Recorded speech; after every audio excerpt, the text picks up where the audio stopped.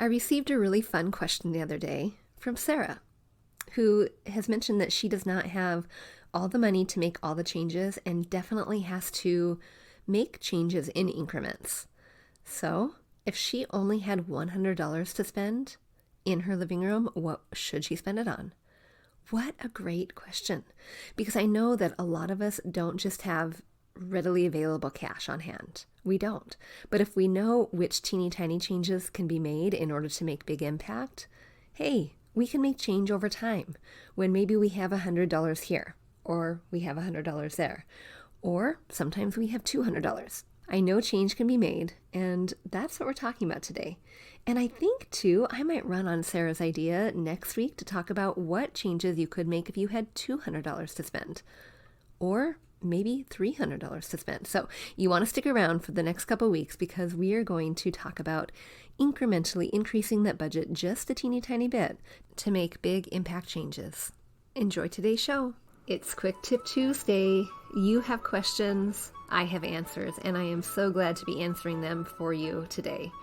If you have a question that you want answered on the show, pop into my DMs on Instagram at figandfarm. Send me an email at figandfarmathome@gmail.com, or join the Facebook group and ask there, bit.ly/design101 group. Let's hop to it. Let's answer your question, and if you find value in this, I'm sure someone else will too, so make sure you share with a friend. Sara reached out recently, and she was pretty cute because she said, Danny, let's play a game.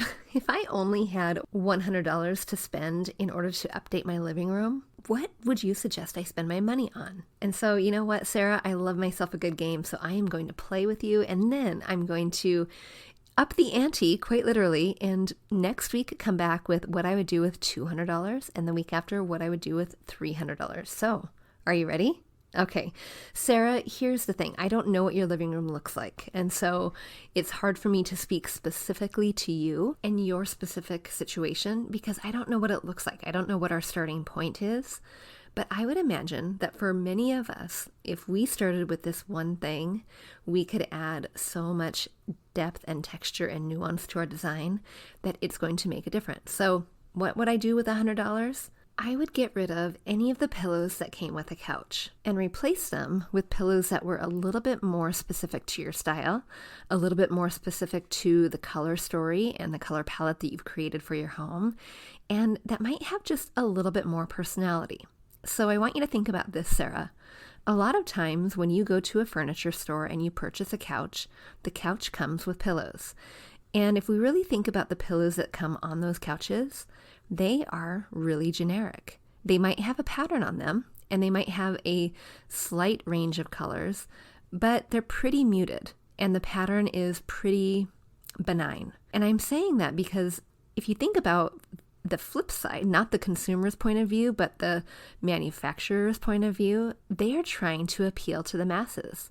They don't know, and honestly, I don't think they care who their buyer is. I don't think they care that you, Sara, might love the color pink and love to go bicycling on the weekend and love to play with your kids Play-Doh all day. They don't care about that.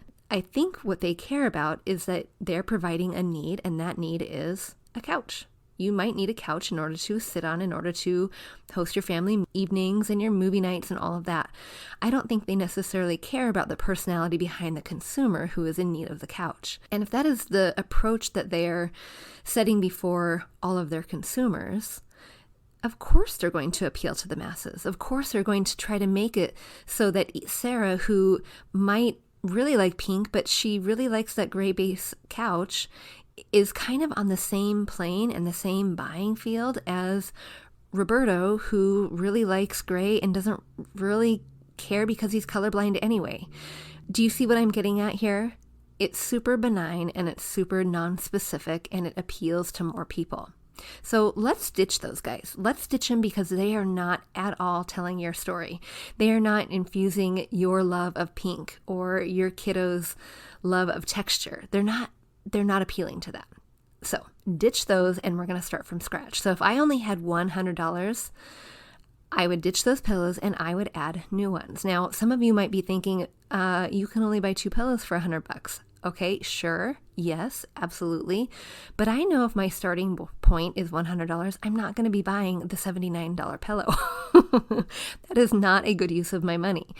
I'm going to be purchasing ones that are a little bit more economical. And you can do this. It is easy to do if you know where to look. But before I give you pointers of where you can source pillows that are a little bit more economical, I want to talk about how to make sure you're getting the right pillow. The right pillow that will fit well and add the right amount of personality to your space. So how do we determine that? What I want you to think about is what your overall home's color formula is, your color palette. And if you've done that work, you know that the foundational color is the color that's on your walls. And I want you to keep that in mind because you're going to make sure that that color is represented somewhere within the pillows that you're bringing in. And then I want you to think, do you know your accent color? Do you know your secondary accent color? How many accent colors do you have? Be really mindful of this. And if you're not sure what your color formula is, maybe go back and figure that out. Go back and re-listen to the episode that talks about creating a cohesive color palette. You'll find it in there. And if you are part of my Facebook community this month, we are talking all about how to create a cohesive home. And this is being discussed in depth within that community. So just pop out over there. You can find it at bit.ly/design 101 group. But Cliff Notes version, here we go. Whatever the foundation color is in your home, whatever is happening on the walls, you want that represented within your pillows. And then do you have a color that just appears over and over and over again?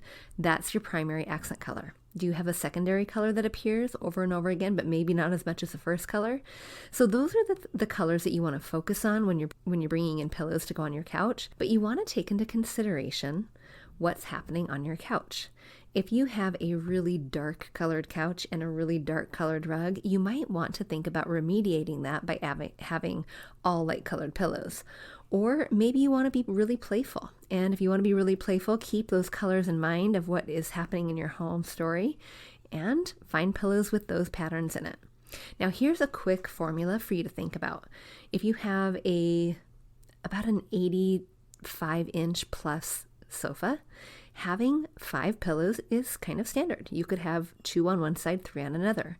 An easy way to think about what to arrange together is to do it just symmetrically. Maybe you have 2 that I call anchor pillows.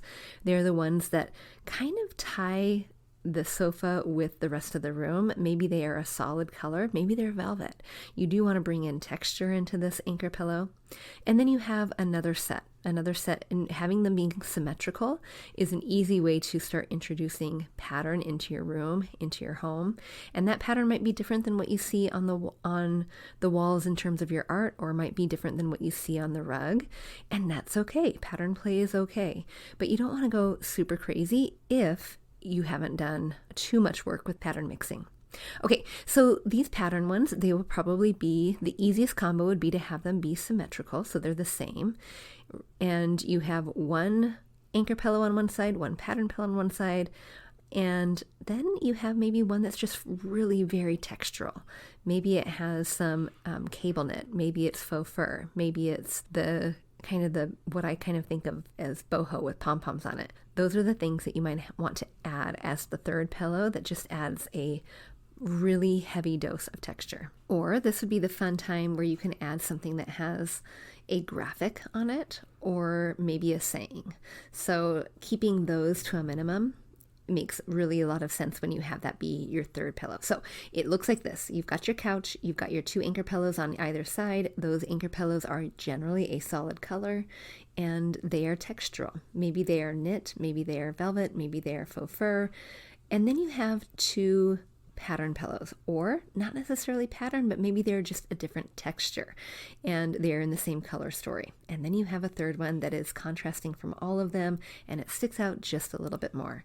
So you can think about that formula. Now, how many pillows is that? That's 5 pillows, right? And you're saying, Danny, that you can afford 5 pillows for $100? Yes, absolutely, with money to spend. With money to spend, which is what we're going to do. So here, Sara, is where I would source my pillows if you really truly are on the $100 budget. So generally speaking, you can get packets of 2. And this is perfect if you're going for that symmetrical look on your couch. And if you're doing that, then buy them in pairs because a lot of times you can get 2 for about $25. The places I love to go look for this are at Home Goods. If you have a Home Goods or a Marshall's, TJ Maxx, those are all the same company. You can get them there. Some of the places online, Amazon, Wayfair. By the way, we need to do a whole lesson on Wayfair, Overstock, all that, because there are some tricks, girls, you need to know. But you can get combos of 2 in there. And then the other thing is, now hear me out before you turn me off when I say look on Facebook Marketplace. Now listen. This is my favorite place lately because I have found a local stager who purchases pillows to use in one-time stages, and then she resells them on Facebook Marketplace. I don't know where you're located, and I don't know if that's something that you might have available, but it's worth a look. Now, would I go and buy pillows from Facebook Marketplace if I didn't know the person?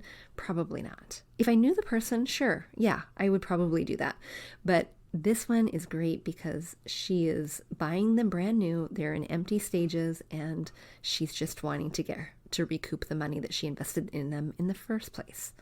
So take a peek at that. But then that third pillow, the one that is kind of the outlier, the one that is a little bit more dramatic all by its own self, if it's not a package of 2, where can you get it at a discount? Of course, try your favorite retailer, but one of the places online I like to try to look for is Society 6.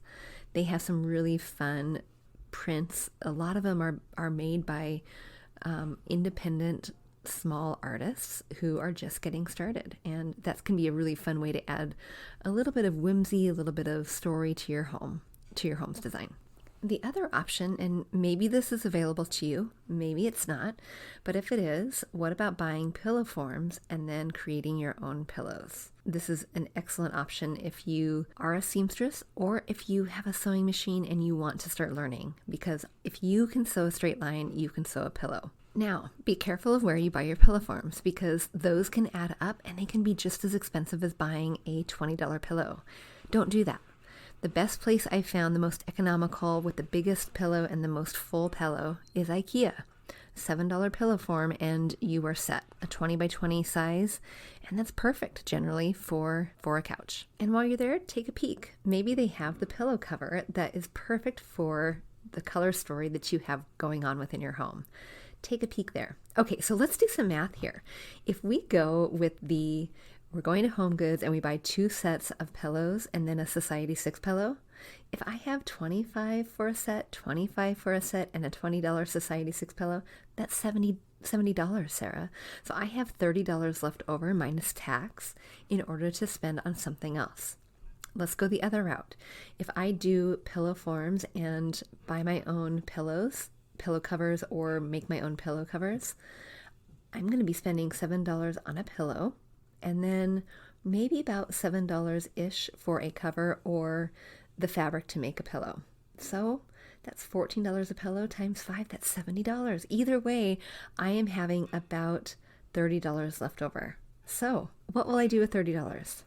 I'm going to buy myself some plants, and I want to make sure that these plants are living. I don't want to spend any time on faux plants, and I don't want fresh flowers. I want the real deal, fresh plants. So while I'm at IKEA getting my pillow forms or the pillow covers, I'm going to snag some of their plants. $4, $5, $10, maybe even $15 at the most, and you can get a really big one for $15.